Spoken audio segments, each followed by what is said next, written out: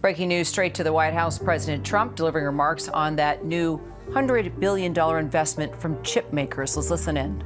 Welcoming from TSMC, which is the biggest there is at a level that you can't even calculate, frankly. Nvidia stocks sinking again today. This is coming after a report from Reuters saying China's Huawei is boosting AI chip production. For more now, we're going to bring in Stacey Razgon, Managing Director and Senior Analyst at Bernstein. Stacey, always great to have you on the program. So we have these reports. China's Huawei planning a new AI chip, they say, for mass shipment. It's from Reuters. Yeah. Look at Nvidia. We're down about 6% in today's trade. Stacey, you cover the name. What'd you make of that headline? To be honest, I don't see why it matters. NVIDIA's not allowed to sell anything in China anymore as it relates to AI, so who cares? China just nuked America's tech giants from orbit. Not with missiles, folks, but with a pen stroke that banned Intel and Nvidia chips faster than Trump changes his story about January 6th. In just 48 hours, over $106 billion in market value went poof. That's like if all of Trump's claimed net worth disappeared 106 times. And just like his hairpiece in a strong wind, nobody saw it coming. Before we move on, I'd like to ask you a small favor. If you appreciate this content, please take a second to like this video and subscribe to the channel. Over 98% of you watch the videos without subscribing. It costs you nothing, but it makes a huge difference to us. So, did you click the subscribe button? Great. Thank you so much. Now, back to the video. To be honest, this is my issue with the ban that we got last week on NVIDIA's China offerings. They've already been heavily constrained by export controls. The part that they were allowed to sell in China, it was called H20. The performance was already very limited. And the parts that Huawei had available actually they have better performance. They're missing some other things, software compatibility, but they have better performance.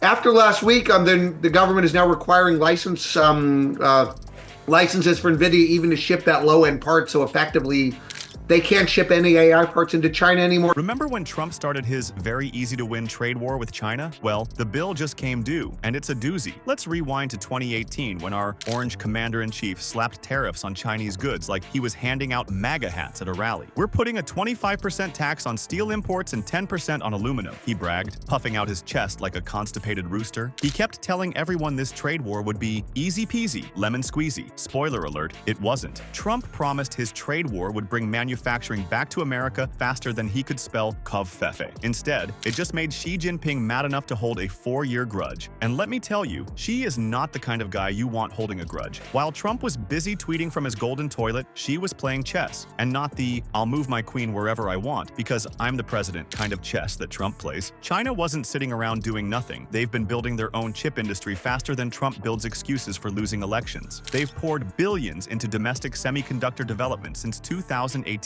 It's almost like when you threaten a global superpower's economy, they might decide to become less dependent on you. Shocking concept for the stable genius, I know. About the U.S. economy, about the trade war that continues apace with the U.S. and with China here, our colleague, Fox's Mike Emanuel, has this report about what the White House is saying and what China is saying.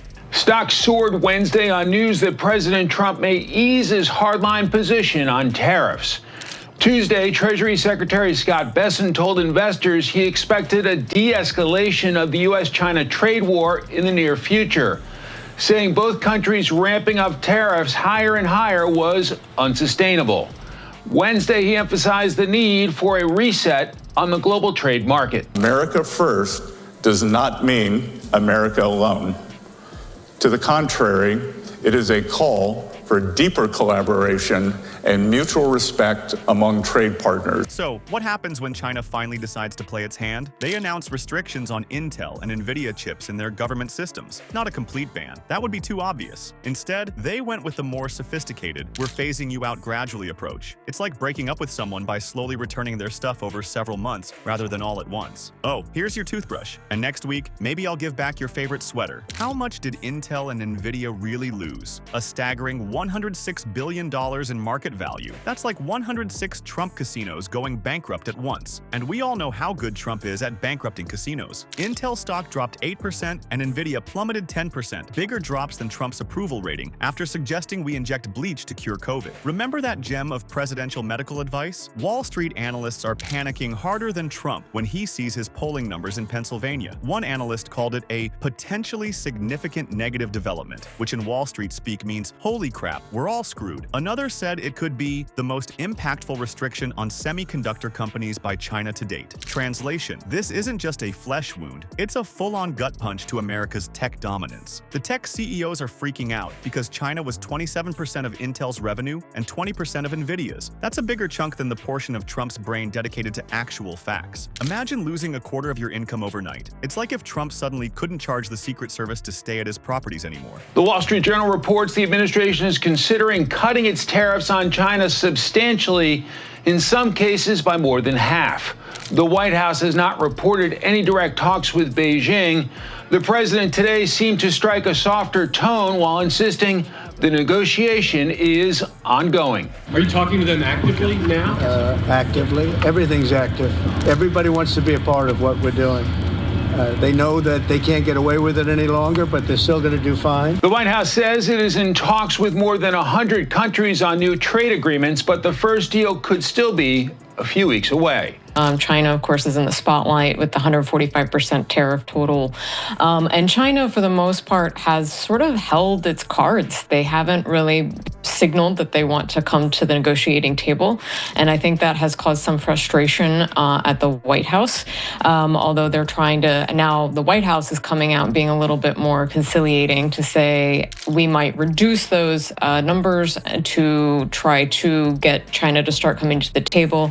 Although China has been saying they want to see the U.S. reach out to them. Devastating. And here's the kicker. China timed this perfectly. They waited until U.S. companies had become dependent on their market, then squeezed. They waited until they had developed enough domestic alternatives like their Lungsan CPUs. They waited until they could hurt America without hurting themselves too badly. It's almost like they understand the concept of strategic patience. Something completely foreign to a man who can't wait 30 seconds for a McDonald's burger. Trump's trade war didn't make America great again. It just made American tech companies significantly poorer, and China more technologically self-sufficient. Great job, Donnie. Gold star for your economic genius. Maybe next time, instead of starting a trade war with tweets, consult an actual economist? Just a thought. The funniest part is that American consumers ended up paying for those tariffs anyway. A 2019 study found that Trump's tariffs cost the average American household over $800 annually. So not only did we lose this tech battle, but we paid admission to watch ourselves lose. It's like paying to see The Apprentice live, only to be the person getting fired. So here we are, folks. China's tech smackdown isn't just about fancy computer chips. It's what happens when a guy whose biggest business accomplishment was firing people on TV decides to play economic chicken with China. Let that sink in. The next time some MAGA hat tells you Trump is a brilliant businessman, just laugh and point out how his brilliant trade strategy wiped out more tech value than his entire gold-plated empire ever created. His business genius is about as real as his natural hair color. And isn't it poetic that these chips are crashing just like Trump's political future? Talk about karma.